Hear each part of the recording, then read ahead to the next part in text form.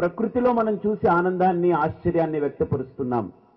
ఒక్కసారి ఈ శరీరం అనేటువంటి చర్మాన్ని మరిచిపోయి లోపల చూస్తే మనల్ని మనం వెతుక్కోగలగడం మొదలు పెడితే మనలో అణువులన్నింటినీ కూడా మనలో ఉండే ప్రతి అణువుని కనుక ఒకసారి డయాగ్నోస్ చేసుకోగలిగితే if you can able to discern your own ప్రతి అణువు మనం లోతుగా పరిశీలన చేయగలిగితే మనకు అనిపిస్తూ ఉంటుంది ఆశ్చర్యవత్ పశ్యతి కశ్చిదేనం.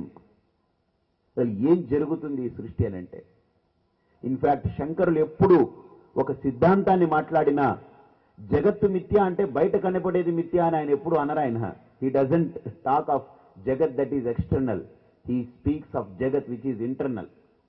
ఎందుకనంటే బయట ఏ వ్యక్తి ఒకడు శత్రువు కాడు, ఒకడు మిత్రుడు కాదు. హీజ్ సింపుల్ బీయింగ్, అంటే ఒక మనిషి మాత్రమే. నాకు నచ్చకపోతే శత్రువు అవుతాడు, నాకు నచ్చితే మిత్రుడు అవుతాడు. కాబట్టి నచ్చడం నచ్చకపోవడం బయట లేదు, లోపలుంది. దేర్ ఫోర్ యువర్ మిత్ర యువర్ శత్రువు is inside. Therefore your జగత్ you have to handle, that's it. బయట ఏమీ హ్యాండిల్ చేయక్కర్లేదు, you need to handle internally. కాబట్టి ఇక్కడ మనం ఆలోచించే ప్రతి ఆలోచన, అందుకనే విశ్వం అనే శబ్దంతో మనం పిలుస్తుంటాం. విశ్వం అంటే మనందరికీ తెలిసింది బయట కనిపించేటువంటి ఇదిగో ఈ చెట్టు, పుట్ట, కొండ, గుట్ట, మట్టి, వాగు, వంక, నీళ్లు, వీటినే మనం అనుకుంటున్నాం విశ్వమని. కానీ విష్ణు సహస్రనామానికి భాష్యాన్ని రాస్తూ శంకరులు అంటారు విశ్వం ఇత్యుక్తే వివిధ ప్రత్యయ గమ్యం విశ్వం. అంటే నీలో కదిలే ప్రతి ఆలోచన విశ్వమే.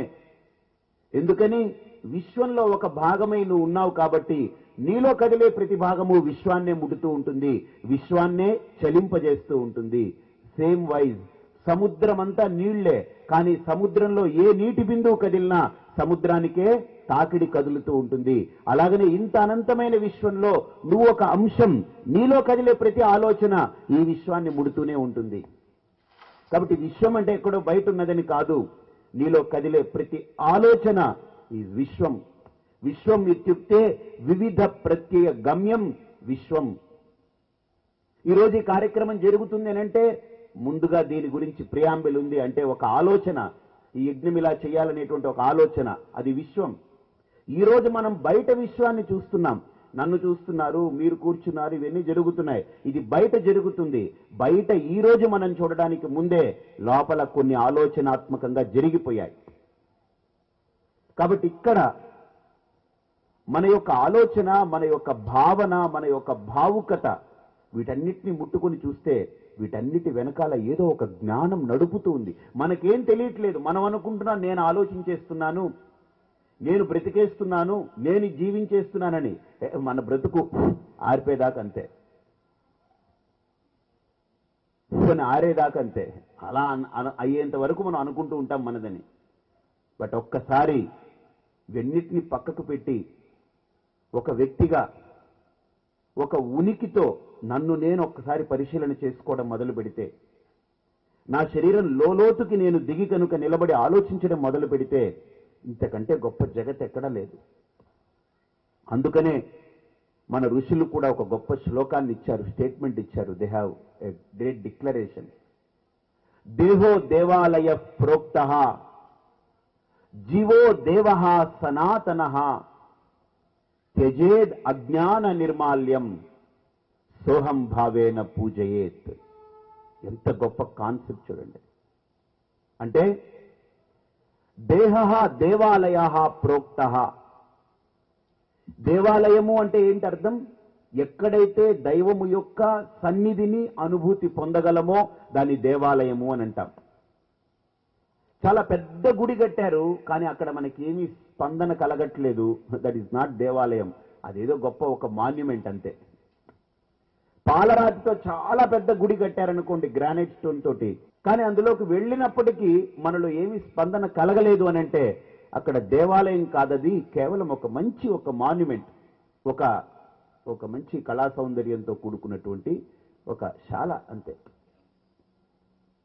అలాగని ఇక్కడ మన ఋషులు దేహో దేవాలయ ప్రోక్తః అంటే అర్థం ఏంటంటే, దేవాలయము అనంటే దైవ స్పందన కలగాలి, దేహము అనంటే జీవ స్పందన కలగాలి.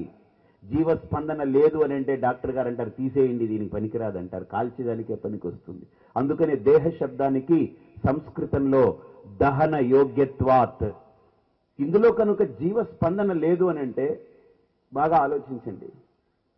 ఆ జీవస్పందనని ఎలా చూస్తారంటే డాక్టర్ కంటికి జీవుడేం కనపడడండి, దేహమే కనపడుతుంది.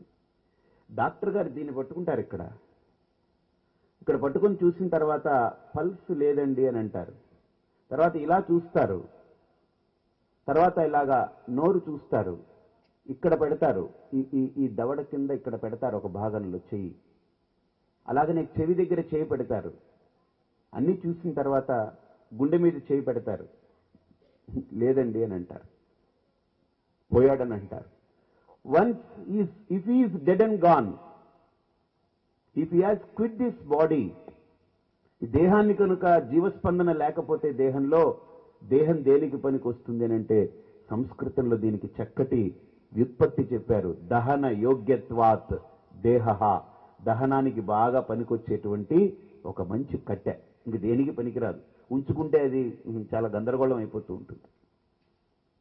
అంటే జీవుణ్ణి ఈ దేహంలో అనుమానంతో తెలుసుకుంటున్నాం, ఏదో ఒక ఉపాధి ద్వారా, ఏదో ఒక విషయం ద్వారా. అలాగనే భగవంతుణ్ణి కూడా ఈ లోకంలో, ఈ ప్రకృతి పరమాత్మకు దేహమైతే ఇందులో భగవంతుణ్ణి కళ్ళతో చూడలేవు, అనుమానంతోనే తెలుసుకోవాలి భగవంతుడు ఉన్నాడు అని. అందుకనే మన శాస్త్రాలు అస్థి బ్రహ్మ జగత్కారణం అంటుంది. చాలా అద్భుతమైన స్టేట్మెంట్ అది. అంటే బ్రహ్మ పరమాత్మ ఈ సృష్టికి కారణభూతమై అధిష్టానమై ఉన్నాడు అని. కానీ అదే ఉపనిషత్తు, అదే వేదము చిట్ట చివరికి వచ్చేటప్పటికి అహమస్మి సోహమస్మి బ్రహ్మాహమస్మి తద్బ్రహ్మైవాహమస్మి. సంధ్యావందనం చేసేటువంటి ఆ వ్యక్తి సోహమస్మి బ్రహ్మాహమస్మి అహమస్మి బ్రహ్మాహమస్మి అహమేవాం జుహోమి స్వాహా. ఏ బ్రహ్మ అయితే ప్రకృతికి కారణభూతమై ఉన్నాడో, అధిష్టానమై ఉన్నాడో, ఆ బ్రహ్మస్వరూపమే నేనై ప్రకాశిస్తున్నాను. నాకంటే ఆ బ్రహ్మ అభిన్నము, నేను ఆ పరమాత్మ కంటే వేరుగా లేను. వేరుగా కనుక ఉండాలనుకుంటే దట్స్ ఇట్, నా యొక్క అంతం ఆ రోజు నుంచే, అదే క్షణం నేను అంతమైపోతాను. నా ఉనికి, నా సత్యత, నా యొక్క ఉనికి, నా యొక్క ఎగ్జిస్టెన్స్ ఎక్కడుంది అని అంటే that existence is non separable, inseparable from the almighty's existence. ఆ పరమాత్మ యొక్క ఉనికి కంటే నా ఉనికి వేరు కాదు. కాబట్టి అటువంటి ఆ పరమాత్మ స్థితిని మనం గుర్తించాలి అనంటే, ఈ లోకంలో దేనైనా మనం గుర్తించాలి అనంటే దానికి సామాన్యమైన జ్ఞానం కావాలి. ఆ సామాన్య జ్ఞానం లేకపోతే దాన్ని గుర్తించలేం. ఫర్ ఎగ్జాంపుల్, ఇది పువ్వు అని గుర్తించాలి అనంటే, దీన్ని పువ్వుగా మనం గుర్తించాలి అనంటే పుష్పానికి సంబంధించిన జ్ఞానం ఉండాలి. ఇది వాచ్ అని గుర్తించాలి అనంటే దానికి సంబంధించినటువంటి తక్కువ జ్ఞానం, పరిపూర్ణమైన జ్ఞానం అక్కర్లేదు. ఎందుకనంటే వాచ్ అని చెప్పారనుకోండి, ఓకే దీన్ని ఓపెన్ చేస్తాను, నువ్వు అన్ని ఫిక్స్ చేస్తావా అనంటే నాకు తెలియదండి, బట్ నీకేం తెలుసు? ఇది వాచ్ అని నాకు తెలుసండి.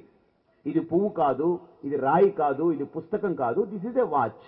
దీని పర్పస్ ఏంటి? టైం తెలుసుకోవచ్చు మనం, అంతవరకు నాకు తెలుసు. సామాన్య జ్ఞానం ఉంది, విశేష జ్ఞానం నాకు లేదు. Enough to objectify any object in this creation, you should have a common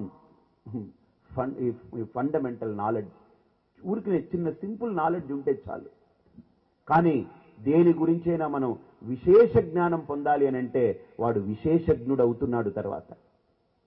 అలాగనే ఈ లోకంలో మనం దేని గురించి తెలుసుకోవాలన్నా సామాన్య జ్ఞానం కావాలి. కానీ దేని గురించైనా విశేషంగా తెలుసుకోవాలి అని అంటే విజ్ఞానం కావాలి.